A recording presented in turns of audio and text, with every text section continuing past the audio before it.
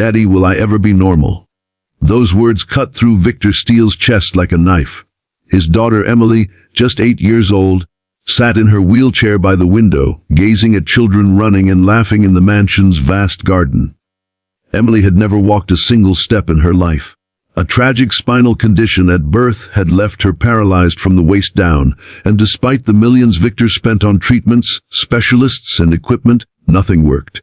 Victor was a powerful man, a self-made millionaire who built an empire with his bare hands. But when it came to his daughter, all his wealth felt useless. The mansion was filled with silence, except for the echo of Emily's soft cries at night when she thought no one could hear. Victor tried everything: physical therapists, doctors from overseas, experimental therapies. Each visit ended the same: "We're sorry, Mr. Steele, there is no hope." His wife had left years ago, unable to bear the pressure. That left only Victor and his fragile little girl.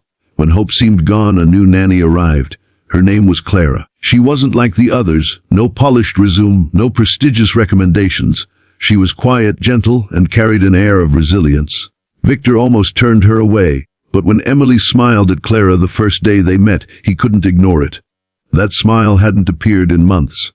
Clara wasn't a nurse, but she treated Emily with something far more valuable: belief. She didn't pity her. She didn't speak to her like she was broken. She laughed with her, told her stories, painted with her, and sang her to sleep. For the first time, the house echoed with warmth again. But Clara also noticed something no one else had. Emily's spirit was stronger than anyone believed. When Emily hesitated to even try therapy, Clara gently pushed her. Not with medical terms, but with games, challenges, and imagination. "Let's pretend your legs are sleeping," Clara whispered one night. "But they're not gone. They're just waiting for you to wake them up." Emily giggled at the idea, but slowly she began to play along. Clara created little exercises disguised as fun.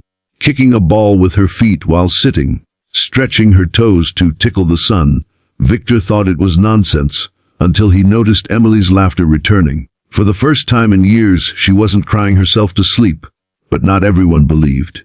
The family's private doctor scoffed. "Mr. Steele, this woman is filling your daughter's head with false hope. There's no cure. You're wasting time." Your Victor was torn. He didn't want Emily's heart broken again, but when he tried to dismiss Clara, Emily sobbed and clung to her nanny. "Please, Daddy, don't take her away. She believes in me." Victor froze. His daughter, once so quiet, was fighting for something. He couldn't take that away. Weeks passed. Then one night, Clara made her boldest move. She asked Emily to stand. "No," Emily whispered, her eyes full of fear. "I can't. I'll fall." Clara knelt before her. "Then I'll fall with you. But we will try, just once. For you." Victor, watching from the doorway, held his breath. His heart pounded as Clara slowly lifted Emily, supporting her tiny frame. Emily trembled, her legs shaking like fragile twigs in a storm. And then something happened. Emily moved her right foot, just an inch, then another. The look of shock on her face mirrored Victor's. Tears streamed down Clara's cheeks. "You did it, Emily!" she cried. Emily's voice cracked. "Daddy, I moved!" Victor, the man who never cried in front of anyone, broke down in that moment. He rushed to his daughter, dropped to his knees, and kissed her trembling legs. For the first time in his life, his millions meant nothing. This miracle, this tiny step, was priceless. From that day, everything changed. Emily's progress was slow, but every day she tried again. With Clara by her side, what doctors said was impossible became a reality because one woman dared to believe when no one else would. The road wasn't easy. There were days Emily collapsed in frustration, nights when Victor feared she'd lose hope again. But Clara's unshakable faith kept them moving forward. Months later, at a charity gala Victor hosted, Emily stunned the crowd. Instead of being wheeled onto the stage, she stood. She took a few shaky steps across the platform, holding Clara's hand. The room fell silent, and then erupted into thunderous applause. Victor spoke through tears, his voice breaking. "All my wealth couldn't give my daughter what she has today. But this woman, with nothing more than love and courage, gave my Emily her life back." Emily looked up at Clara and whispered words that melted every heart in the rooms. "You didn't just wake my legs. You woke my soul." That night, Emily wasn't the millionaire's paralyzed daughter anymore.